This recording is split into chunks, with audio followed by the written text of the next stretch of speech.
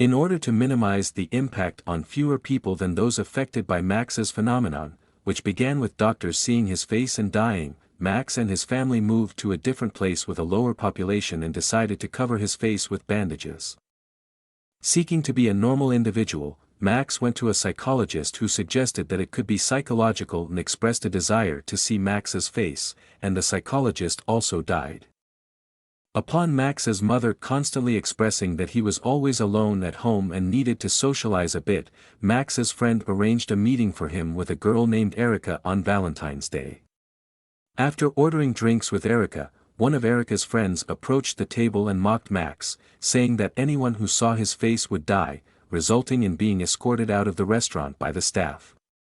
Saddened by the situation, Max asked Erica if they could meet again another time, but Erica declined. After being rejected by Erica and having a terrible evening, Max decides to commit suicide.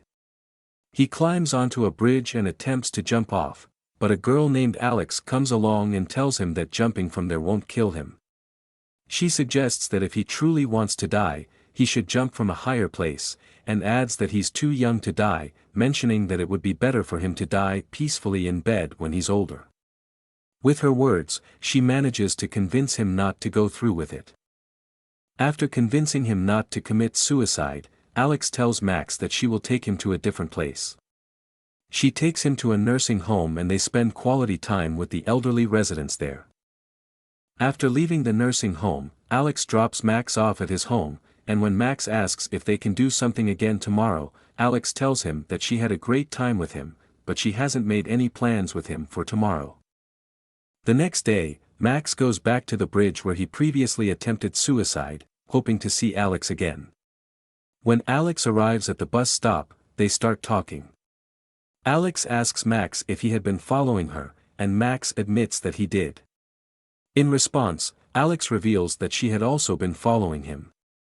Max asks if they can spend a few hours together today, and although it's difficult for Alex, she reluctantly agrees. They go to a supermarket to buy some candy. And after getting the candy, they go to a house where they fill the bathtub with candy and get inside. Max confesses everything, admitting that his face possesses a deadly beauty and anyone who sees it dies. Surprisingly, Alex reveals that she already knew about it and mentions that a similar incident happened at the hospital before. She confesses that she has a heart condition and constantly carries a device with her. Afterwards, they go to the cinema together to watch a movie, sneaking vodka into water bottles and drinking it during the film.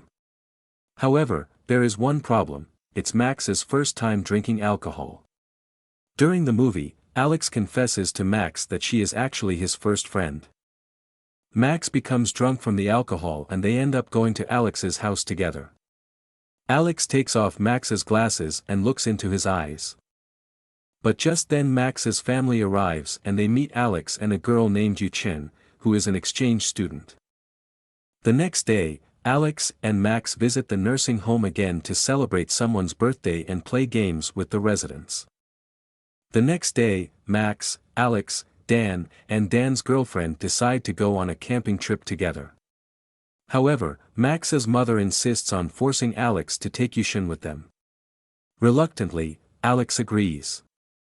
While lying together, Alex expresses her curiosity about Max's face.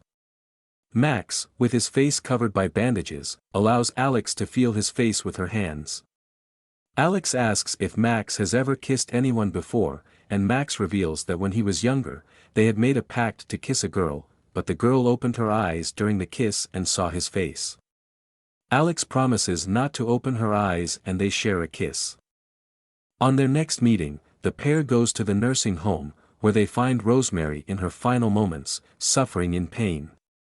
Both Alex and Max feel deeply saddened by the situation.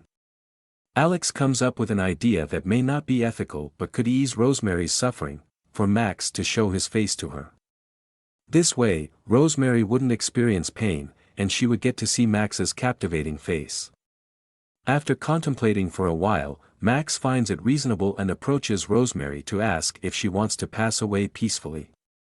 Upon receiving an affirmative response, Max removes his bandages in front of Rosemary, and she smiles before peacefully passing away.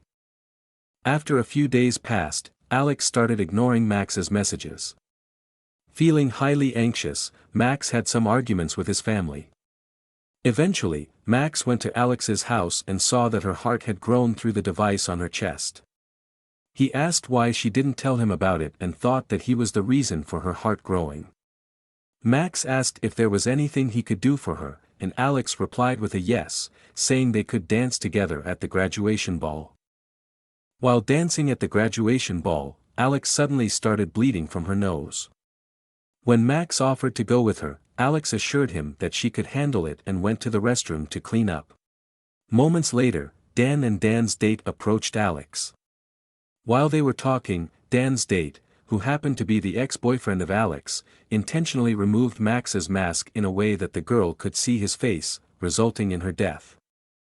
As the police arrested Max, health personnel loaded Alex into an ambulance.